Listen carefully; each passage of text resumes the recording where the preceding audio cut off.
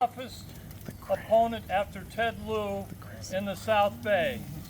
And he is a hard worker. He shows up and he does his efforts to make things happen and let people know who he is. I'm talking about Mr. Christian Morales. Christian, go right ahead. Thank you. Thank you for having us. Scott, thank you. George, of course. Thank you. Aurelio, wonderful food. Thank you so much. And everybody, thank you for having us here. I'm here actually with my better half, Mia. She's in the back, back there. So, okay. Why am I running against Maxine? And more importantly, how can we make a difference in this race as compared to the past? I think the most important thing, first of all, I'm a pretty simple guy, and I like to keep things very simple. And I think that my approach for this race has been a little bit different than maybe in the past, because I don't believe being vindictive, being mean, being evil, saying that word, is not something that's really in my bones or part of this. I think the way that we should, going forward, if you'd like, I'm not asking anybody to do this, should direct our attention towards Maxine, is with sympathy, with love. And the reason why I say that is Maxine is 88. She turned 88 last week. Her time is going to come soon. And I'm asking everybody to please pray for her. Pray for her that she lives as long as she's supposed to live, based on what God has decided. I believe that if we're truly going to be able to communicate to the greater population of the district which I'm going to represent, which is part of Florence, Lawndale, Gardena, Hawthorne, Inglewood, and Compton, I believe by us being the compassionate party, I think that is how we get there. And not compassionate that we're going to look the other way by not following the laws, but compassionate being that we're truly Christians and we truly follow what the Bible tells us to do, to truly treat every human being as if they're precious. That's first and foremost. And so what am I really trying to change or achieve? So I've worked in manufacturing for over 20 years.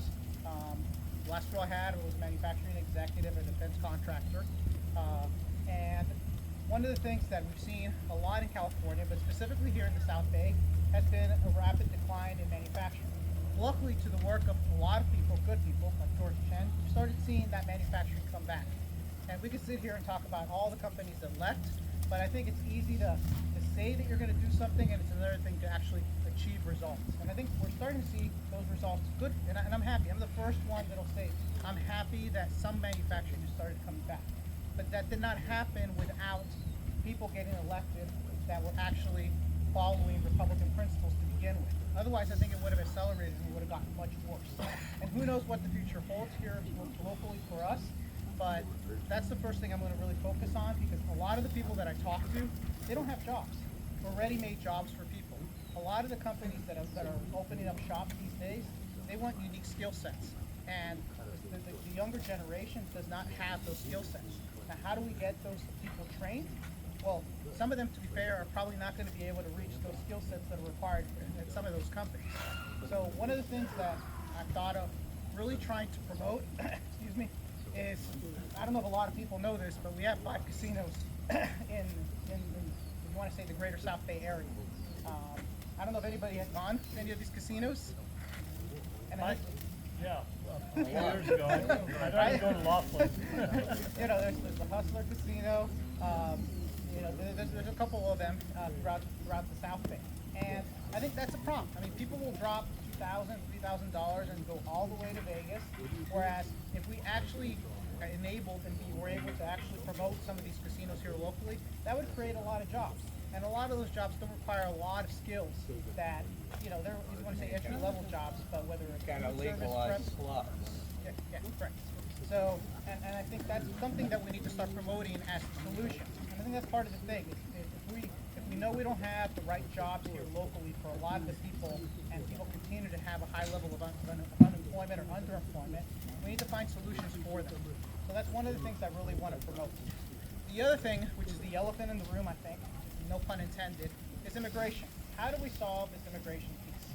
Because I'll be very frank, with a good segment of with the Latino community, they've been polarized, and that's the best way I can explain it. They believe that there's only one way and one solution, which is amnesty. I'm not a believer in that. Okay, I want to be very clear of that. but I think that I'm going to have to communicate in such a way to them that, okay, is there a solution? Well, the solution, actually, President Trump has already resolved it, and that was he closed the border, and he's following the law. That's simple. People come here, they come here legally, then people follow the process, and if the U.S. decides, like my family did, you can pledge oath to the flag, and you can pledge oath to the country. Otherwise, you're probably going to be obviously held, apprehended, and deported because you did not follow that proper process.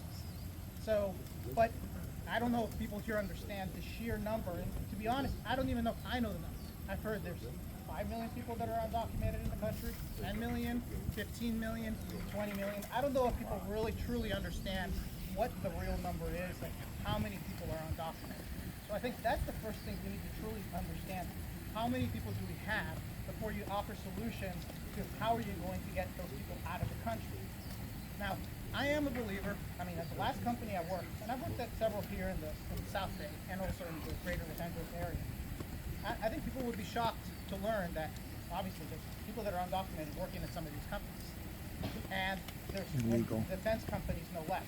Illegal. And there's people that, and there's people also that got amnesty, and talking to them, because I'm somebody that's really engaged with my workforce.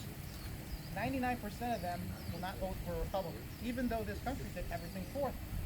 Now, I'm at work. I'm not there to obviously go back and forth with my employees as to why they believe that. And even the conversations I've had, you could say, are a little borderline.